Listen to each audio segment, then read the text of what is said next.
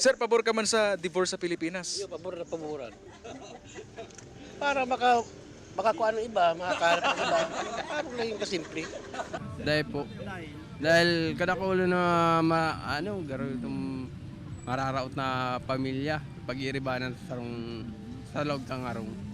Sa ngayon po, kasi po meron po tayong mga circumstances na tinatawag na kuminsan nasa tama yung lalaki, nasa tama naman yung babae. Ay kung sa pabor, pabor. Kaya lang, ang divorce kaya, pang mayaman sa may mga kwarta lang yan.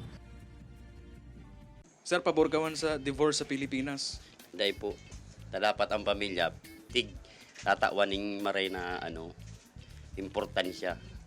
Siyempre hindi. Sisirain niya ng ang pagsasama ng pamilya, lalo ng mag-asawa. Ng mga anak, yun, magkakahiwa-hiwalay. Ano tada si abo na bagang gusto naman sa ibang lalaki di. Pwede man yan.